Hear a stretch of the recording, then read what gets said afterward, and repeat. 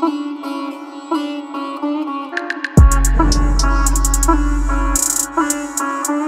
नमस्कार। न्यूज.in में आप सभी का बहुत बहुत स्वागत है। मैं हूं आपका दोस्त मयूर जानी। दोस्तों, G20 समिट चल रहा है और चकाचौंध करने वाले दृश्य हम देख रहे हैं। वो एक अच्छी बात है, लेकिन ये समझना भी उतना ही जरूरी है कि ये एक साल के लिए इस समूह में जुड़े सभी देशों को ये प्रेसिडेंशियल जो शीप है वो मिलती है, उसकी अध्यक्षता मिलती है, वो हर एक देश को मिलती है। पिछले साल इंडोनेशिया को थी, इस साल हमको थी, और अब अगले साल के लिए ब्राजील जो है उसको वो बेटन पास कर दी जाएगी।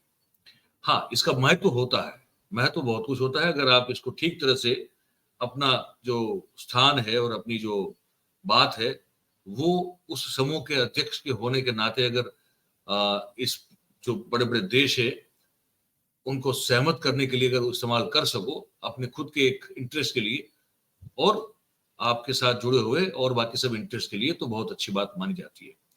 लेकिन खैर, वो बाहर से आए जो पत्रकार हैं उनका तो ये कहना है, जो हमने रिपोर्ट अगले वीडियो में दिखाई थी, कि भाई ये जो है वो तो समिट जो है वो लगता है कि शायद मोदी साहब ने अपने खुद के आने वाले लोकसभा कैंपेन के लिए इस्तेमाल किया है।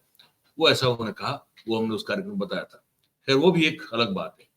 इस वीडियो में जो हम बात करने जा रहे हैं वो ये है कि किस तरह से राहुल गांधी ने बेल्जियम के ब्रसेल्स में वहां की जो प्रेस क्लब है वहां पे बैठ के जो बात की, उस बातचीत में क्या कहा।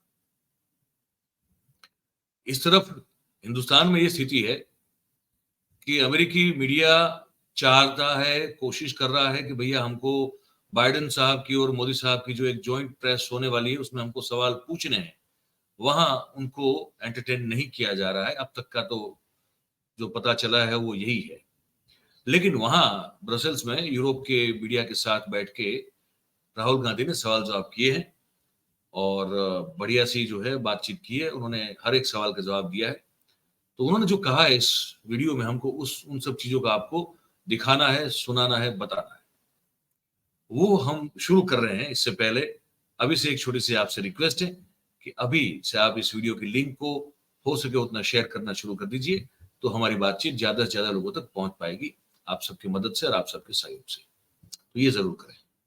अब पहला मुद्दा ये उठा कि भाई विपक्ष में जो मल्लिकार्जुन खड़गे साहब जो राज्यसभा के अध्यक्ष हैं, ये विपक्षी दलों के और कांग्रेस के, उनको भी इस G20 समिट के जो डिनर होता है उनमें कहीं न्योता नहीं दिया गया। राहुल गांधी ने इस पर क्या कहा वो मैं सुनाता हूँ। ये सब उन्होंने वहां पे अंग्रेजी में बोला है, तो उनके कहने के बाद मैं आपको थोड़ा वो एक सार समझा दूंगा। पहले सुन लीजिए कि इस मुद्दे पर राहुल गांधी ने क्या कहा। No, what's contrary about it? I mean, they've decided not to invite the leader of the opposition. It tells you something. I mean, it tells you that they don't value the leader of 60% of India's population, and you know, it's something that people should think about. Why they're feeling the need to do that, and what is the type of thinking that goes behind that. अब उनका कहने का मतलब ये था कि अब नहीं बुलाया इनको, इसका मतलब तो यही बनता है कि जो देश की 60% जो वोटर्स हैं उनको जो रिप्रेजेंट कर रहे हैं, ऐसे दल के नेता को इंडिया अलायंस उन सबसे बनाए, तो उनको जो है नहीं बुलाया। अब मल्लिकार्जुन खड़गे भी तो उस अलायंस के सबसे बड़े लीडर माने जा रहे हैं और कांग्रेस के राज्यसभा के भी वहां पे नेता है। तो राहुल गांधी ने कहा कि आप ये क्या दर्शाता है? यही दर्शाता है कि ये जो सरकार बैठी हुई है वो हमको तो छोड़िए, बोले देश की जो 60% जो पॉपुलेशन है जो वोट करती है उनकी बात है, उनको भी जो है कुछ नहीं मान रहे हैं, ना कुछ गिन रहे हैं। तो आप सोच लीजिए, समझ लीजिए कि किस तरह की स्थिति बनी हुई है। उसके बाद उन्होंने कहा कि डर लग रहा है इंडिया से, बीजेपी और मोदी साहब को डर लग रहा है। ये पूरा सुना देता हूं आपको, सुन लीजिए। I am perfectly happy with the names that we have in our constitution. India, that is Bharat, works perfectly well for me. But I think these, in a sense, to me, are panic reactions. There's a little bit of fear in the government. These are distraction tactics. We, of course, came out with the name India for our coalition, and it's a fantastic idea because it represents exactly who we are. We consider ourselves to be the voice of India, and so the word works very well. But it's obviously disturbed the Prime Minister enough that he wants to change the name of the country, which is absurd, but that's what it is. It's also interesting that every time we raise the issue of Mr. Adani and crony capitalism, the Prime Minister comes out with some dramatic new diversion tactic. It's curious that just after I did a press conference on Adani, this entire diversion is put into place. It's interesting. Rahul Gandhi का कहना था कि भाई हमारे लिए तो India नाम जो है बहुत परफेक्ट है, क्योंकि हम ये समझते हैं, ये मानते हैं कि हम जो आइडिया ऑफ इंडिया है इसको रिप्रेजेंट करते हैं। लेकिन इससे ये लग रहा है कि भारतीय जनता पार्टी और जो सरकार में बैठे लोग हैं, मोदी साहब समेत, इन सबको बहुत तकलीफ हो रही है, उनको ये चुभ रही है बात। तो इसीलिए जब भी हम क्रॉनिक कैपिटलिज्म की बात करते हैं, तब ध्यान भटकाने के लिए इस तरह का कुछ ना कुछ जो है वो शगुफा छोड़ देते हैं। अदरवाइज हम लोग, मतलब कि जो इंडिया अलायंस वाले लोग हैं, वो लोग इस नाम से बहुत खुश हैं, क्योंकि और संविधान में भी जो कहा गया है कि इंडिया दैट इज भारत, उससे भी हम बहुत ही खुश हैं, हमको तो उसमें कोई आपत्ति है नहीं। पर ये ध्यान भटकाने का काम जो है वो किया जा रहा है। वो क्यों किया जा रहा है? तो उन्होंने कहा कि ये बहुत बड़ा कन्फ्लिक्ट है। एक विचारधारा है गांधी की और एक विचारधारा है गोडसे की। सुनिए क्या कह रहे हैं। There is a attempt to change the nature of our country. Our country in the constitution is described as a union of states, and we believe that the most critical aspect of our union is the conversation between members of our union. And there is an alternative vision, which is the BJP vision, which believes that power should be centralized, power should be concentrated, wealth should be concentrated, and the conversation between members of the union, between people of India, should be suppressed. And so this is the fight between two visions. I like to term it the fight between Mahatma Gandhi's vision and Nathuram Godse's vision. Nathuram Godse being the person who assassinated our leader. तो ये सार इसमें ये है कि भाई हम जो कहना चाहते हैं वो ये है कि हम जो है वो यूनियन ऑफ स्टेट्स हैं, तो यहाँ सामंजस्यता से काम होता है, सेंट्रलाइज नहीं होता है मामला, डिसेंट्रलाइज होता है एडमिनिस्ट्रेशन का, पूरे देश का। वो कह रहे हैं कि जो भारतीय जनता पार्टी है और उनके जो सुप्रीम लीडर है, उनकी सोच ये है कि हर चीज पर उनका काबू होना चाहिए, हर चीज जो है वो सेंट्रलाइज होना चाहिए। तो बोले हम इसको इस तरह से देखते हैं कि ये एक दो विजन्स के बीच का कॉन्फ्लिक्ट है, दो विचारधाराओं के बीच का ये एक संघर्ष है। और एक हम मानते हैं कि वो महात्मा गांधी की है, जिसको हम रिप्रेजेंट करते हैं, मतलब कि इंडिया अलायंस वाले, और दूसरी जो है वो नथुराम गोडसे की है, जिन्होंने गांधी जी को मारा था, जो रिप्रेजेंट करते हैं भारतीय जनता पार्टी। ये कहा। उसके बाद उन्होंने एक चीज बड़ी महत्वपूर्ण आगे कही, बातचीत कही, वहां बातचीत चल रही थी, उसी से बात निकली हुई है। उन्होंने कहा कि मणिपुर के मुद्दे पर जो हो रहा है तो हम क्या सोचते हैं, क्योंकि वो क्या है, उन्होंने कहा कि मैं खुद वहां जाके आया हुआ हूं। तो मणिपुर एक बहुत ऐसा बर्निंग इश्यू है जो आज की तारीख में भी है, और जैसे G20 चल रहा है तो वहां तो पूरा कर्फ्यू लगा दिया गया है। तो उस पर जो बात कही वो भी बड़ी इंटरेस्टिंग और महत्वपूर्ण बात। Our position on Manipur was very clear. I actually visited Manipur, and I think we are very much for democratic rights, harmony, peace between people. I mean, as Sam said, I walked 4,000 kilometers for that very purpose. And I think there is a sense in India that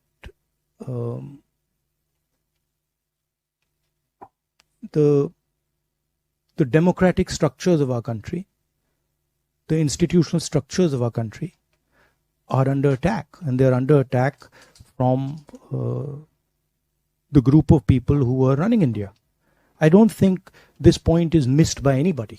I think everybody who has even a little bit of an understanding of India knows this. But of course, there are other considerations. So when you're dealing with India these days, there are other considerations which are also important, as you would be well aware.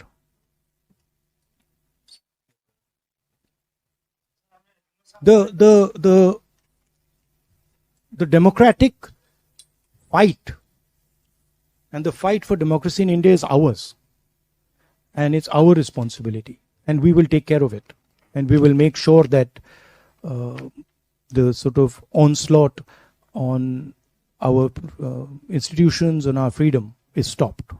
The opposition will make sure it happens.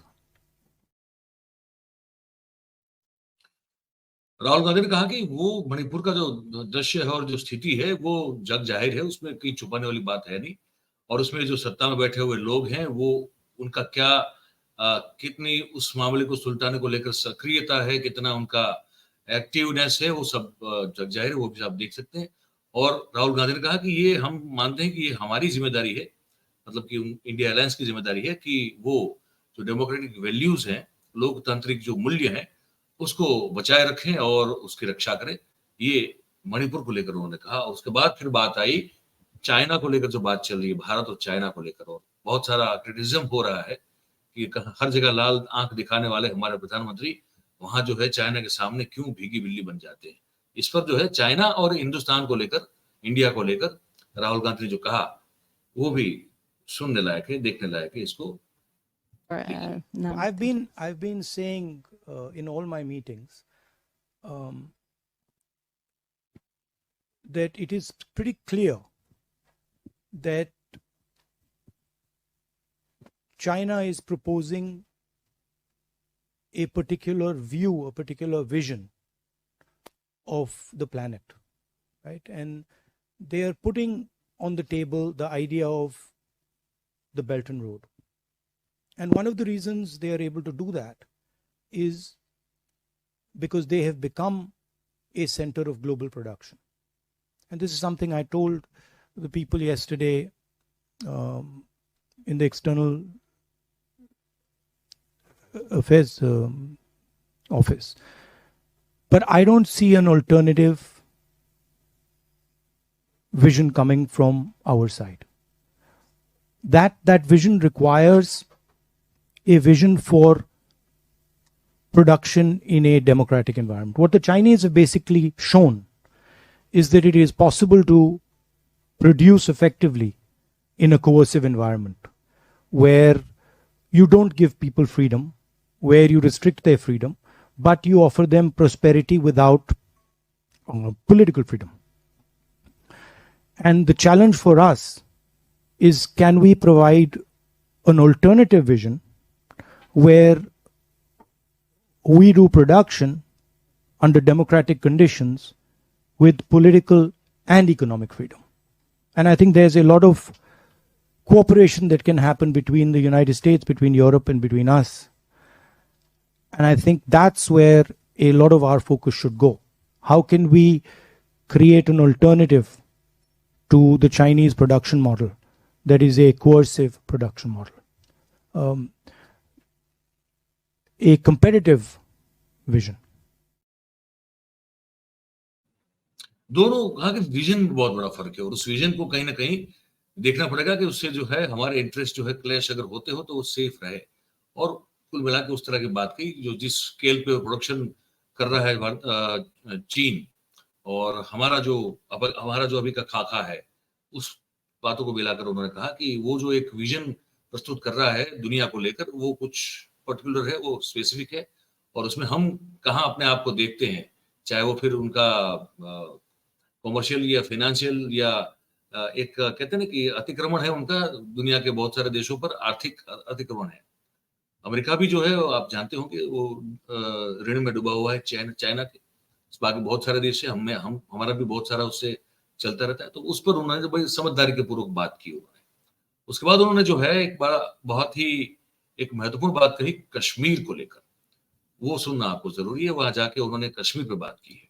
Kashmir is, of course, an integral part of India, so it's nobody's business other than our own, other than India's business.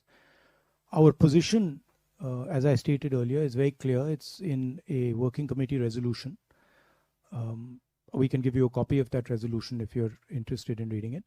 But I feel that it's very important, the general discussion we are having here, that democratic institutions, democratic structures need to be protected in India, and the voice of people needs to be defended and protected. And that goes for every single part of India, including Kashmir.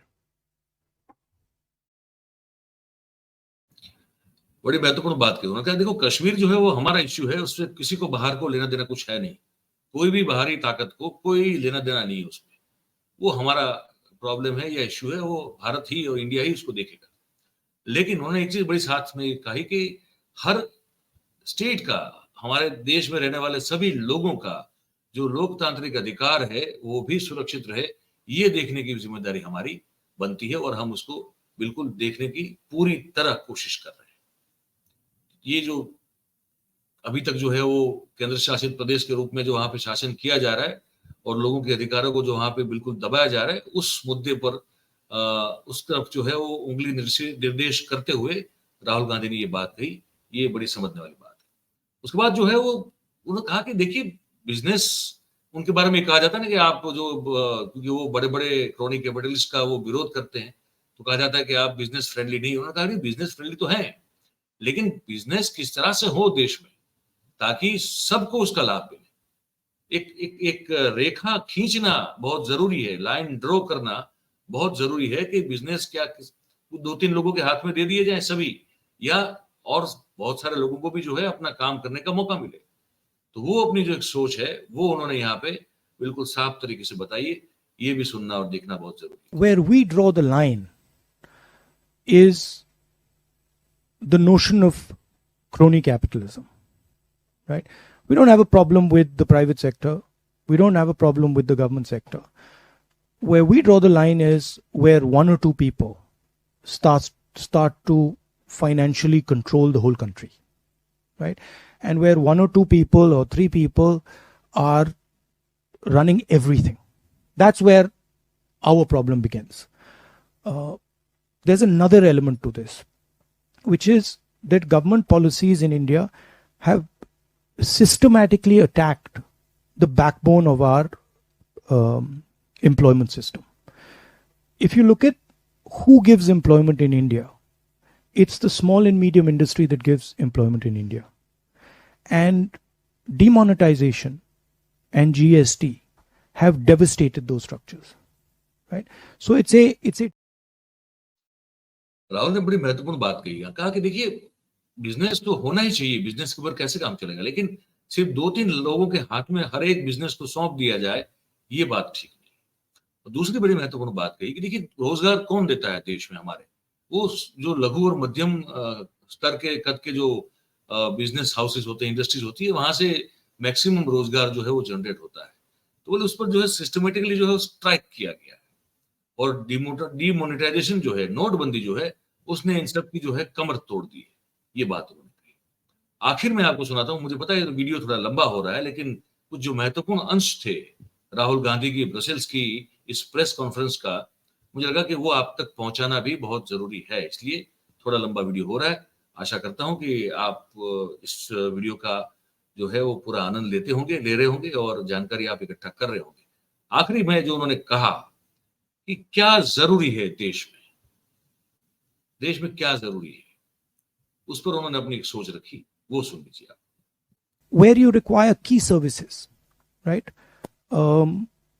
Country like India requires the government to be involved in education. It requires the government to be involved in healthcare. And the idea that you can just privatize education and privatize healthcare, it devastates the poorest people because they simply do not have access to this. So they are hitting this from 3 or 4 sides, and the solutions are pretty clear. I mean, we would invest much more in health and education. We would protect small and medium businesses. We would try to build an economy where small and medium businesses transition to medium businesses, and then to large businesses, and then to massive businesses, right? If you look at our small and medium businesses, almost none of them become big businesses, right? They remain small, or they कहा कि देखिए बहुत जरूरी ये है कि health, स्वास्थ्य और शिक्षा, ये बड़े महत्वपूर्ण क्षेत्र है। वहां पे अगर उन्हीं को सब निजी हाथों में सौंप दिया जाएगा तो आम जनता जो है वो कैसे वहां एक्सेस उनको मिलेगा, कैसे उस सुविधा का लाभ ले पाएगी। बोले हम अगर आएंगे तो हम इन सब चीजों को बहुत प्रायोरिटी देंगे, स्वास्थ्य और शिक्षा को। और जो लघु और मध्यम small scale and medium scale जो इंडस्ट्रीज हैं उसको भी बहुत सुरक्षा देना, उसको वो पन पे ऐसा वातावरण खड़ा करना बहुत जरूरी है, क्योंकि वहीं से बहुत सारे रोजगार भी प्राप्त होते हैं, लोगों के लिए निकलते हैं। ये उनका एक विजन है इस देश के लिए, ये हमने आपको बताया।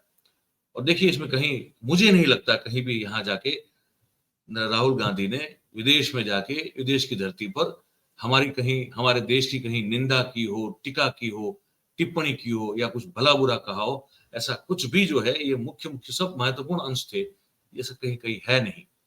लेकिन फिर भी अगर वो कोई कहता है, अगर कहे कोई कि वहां जाके देश की इज्जत नीलाम कर रहे हैं, तो फिर मुझे लगता है कि उनको जो है वो अपने अपना खुद का इलाज कहीं अच्छे से मनोचिकित्सालय में जाके करवाना चाहिए, क्योंकि वो दिमाग स्थिर नहीं है, ऐसा मुझे प्रतीत होता है अगर ऐसा कोई इल्जाम लगाता है। ये हमें आपको इस कार्यक्रम में बताना। अब आप क्या सोच रहे हैं, आप क्या इस कार्यक्रम को देख के आपके मन में क्या विचार उत्पन्न हो रहे हैं, ये हमको आप लिख के जरूर से बताइएगा। और बात अगर आपको हमारी पसंद आ रही हो तो फिर इस वीडियो को आप लाइक करें, इसकी लिंक को शेयर करें और हमारी जो चैनल है उसको आप सब्सक्राइब करें और अपने आसपास के लोगों से करवाएं। इस कार्यक्रम में जुड़ने के लिए आप सभी का बहुत बहुत धन्यवाद करते हैं। Thank you very much. नमस्कार।